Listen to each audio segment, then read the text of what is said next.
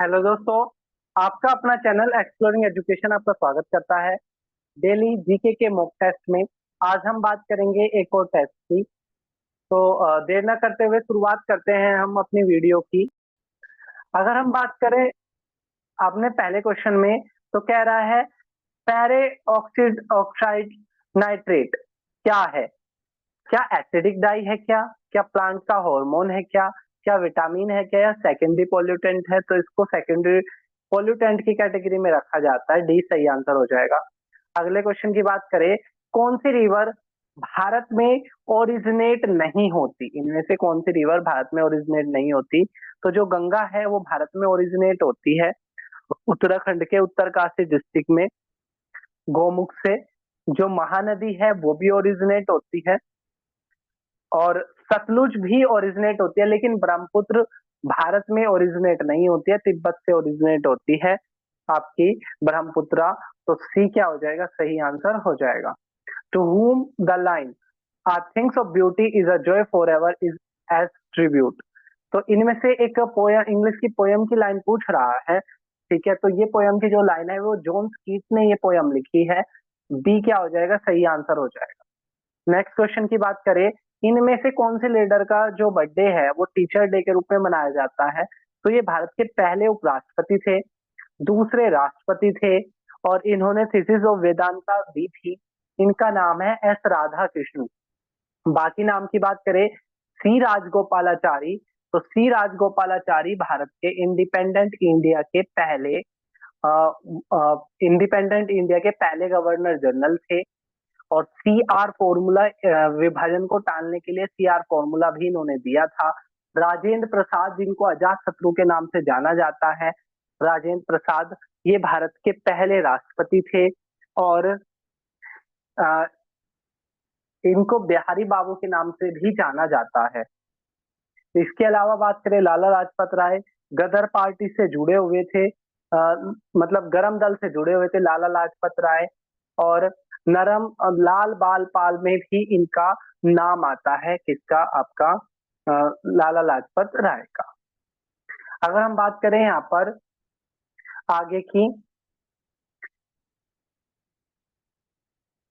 तो पांचवा क्वेश्चन कह रहा है the award given for outstanding performance in sports. Sports में आउटस्टैंडिंग परफॉर्मेंस देने के लिए कौन सा अवार्ड दिया जाता है? देखो, अर्जुन जो अवार्ड है वो कोच को मिलता है। जो कोच कोच को दिए जाने वाले अवार्ड का नाम है अर्जुन अवार्ड। भारत रत्न भारत का सबसे बड़ा अवार्ड का नाम है भारत रत्न। एकमात्र खिलाड़ी, एकमात्र स्पोर्ट्स मैन जिसको भारत रत्न मिला है वो सचिन तेंदुलकर है। भारत रत्न के बाद आता है पद्म विभूषण, फिर भूषण, फिर पद्म श्री। लेकिन खेल में जो बेस्ट अवार्ड मिलता है वो आपका अर्जुन अवार्ड है। ठीक है, वैसे मेजर ध्यानचंद अवार्ड, खेल रत्न को मेजर ध्यानचंद अवार्ड के नाम से जाना जाता है। अगला कह रहा है which place hill station is name means place of Thunderbolt. इनमें से कौन सी राजधानी है जिसको मीन प्लेस ऑफ थंडरबोल्ट के नाम से जाना जाता है? जो दार्जिलिंग है, दार्जिलिंग को थंडरबोल्ट के नाम से जाना जाता है। चौथा क्या हो जाएगा? सही आंसर हो जाएगा। मैक्सेशन maximum fixation of solar energy is done by. इनमें से कौन से ऐसे हैं जो मैक्सिमम फिक्सेशन करते हैं? तो जो ग्रीन प्लांट है वो सनलाइट को ट्रैप करके मैक्सिमम फिक्सेशन करते हैं। डी क्या हो जाएगा? सही आंसर हो जाएगा। The term brown air is use for. Brown air किसके लिए यूज होती है? फोटोकेमिकल स्मोक के लिए ब्राउन एयर यूज होती है। अगला कह रहा है कौन सा रोंग है रेन वाटर हार्वेस्टिंग। तो बेसिकली बारिश के पानी को बचाने से जुड़ी हुई है रेन वाटर हार्वेस्टिंग। और इसके बारे में अगर हम रोंग की बात करें, तो पहला ऑप्शन कह रहा है ये एक डिवाइस है पानी को बचाने के लिए। It's help raising water table, ये वाटर टेबल को बढ़ाने में मदद करता है। It help meet rising water demand, ये पानी की डिमांड को पूरा करने में मदद करता है। It increases run of losses, तो ऐसा नहीं है। रन ऑफ लॉसेस का मतलब होता है कि भाई बहते पानी की कमी हो जाए, तो उल्टा ये कमी को बचाने में मदद करता है, न कि कमी करने में। नेक्स्ट बात करें क्वेश्चन नंबर 10 की, तो कह रहा है SAARC South Asian Association for Regional Cooperation इसकी फुल फॉर्म है। तो पूछ रहा है सार्क की पहली कॉन्फ्रेंस कहाँ हुई थी? तो ढाका के अंदर सार्क की कॉन्फ्रेंस हुई थी। 10 मेंबर सार्क में हैं। नेक्स्ट बात करें, which among the following is not a Britain would institution. तो भाई सेकेंड वर्ल्ड वॉर के बाद जो इंस्टीट्यूशंस बने थे उसको ब्रिटेन वुड्स कॉन्फ्रेंस या ब्रिटेन वुड इंस्टीट्यूशन के नाम से जाना जाता है। तो जो आईएमएफ है वो ब्रिटेन वुड का है। वर्ल्ड बैंक जो है इसको ना ट्विंस के नाम से भी जाना जाता है, ब्रिटेन वुड ट्विंस के नाम से भी जाना जाता है, वर्ल्ड बैंक और इंटरनेशनल मॉनेटरी फंड को। लेकिन जो Organisation of Economic Cooperation and Development है उसको नहीं जाना जाता। तो डी क्या हो जाएगा, सही आंसर हो जाएगा। नेक्स्ट बात करें इक्विलिब्रियम प्राइस। तो मार्केट में इक्विलिब्रियम प्राइस वहां बनता है जहां पर मार्जिनल कॉस्ट और मार्जिनल रिवेन्यू, मार्जिनल कॉस्ट होती है किसी वस्तु की एक अधिक यूनिट को बनाने के लिए जो खर्च आएगा वो मार्जिनल कॉस्ट कहलाती है।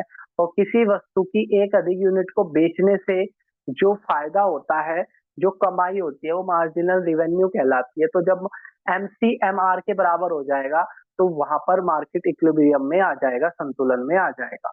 The national context which of the following indicate macro approach. तो export of mangoes to UK, UK को, ब्रिटेन को मैंगो को एक्सपोर्ट करने को मैक्रो अप्रोच के नाम से, मैक्रो अप्रोच यानी कि एक होता है माइक्रो अप्रोच, एक होता है मैक्रो अप्रोच। तो जो छोटी चीजों को कंट्रोल करना क्या कहलाएगा, मैक्रो, और बड़ी चीजों को कंट्रोल करना मैक्रो कहलाएगा। नेक्स्ट बात करें इंटरनल इकोनॉमीज। तो बेसिकली क्या होता है, जब एक इंडस्ट्री बढ़ रही होती है, एक्सपेंड कर रही होती है, तो उसको हम क्या बोलते हैं, इंटरनल इकोनॉमीज बोलते हैं। ए क्या हो जाएगा, सही आंसर हो जाएगा।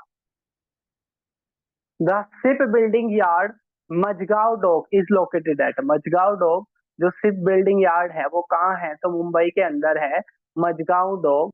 क्या हो जाएगा, चौथा करेक्ट आंसर अपना हो जाएगा। The electric current is measured using which of the following instrument. तो बेसिकली अगर हम बात करें जो पोटेंशियल डिफरेंस है वो वोल्ट मीटर से नापा जाता है। एम मीटर जो है वो करंट को नापता है। ठीक है, तो ए क्या हो जाएगा, सही आंसर हो जाएगा। करंट को नापने वाले इंस्ट्रूमेंट का नाम है एम मीटर। आगा खान कौन से खेल से जुड़ा हुआ है, तो हॉकी से जुड़े हुए टूर्नामेंट का नाम है क्या, आगा खान। और भारत का वैसे नेशनल गेम नहीं है लेकिन नेशनल गेम समझा जाता है हॉकी को।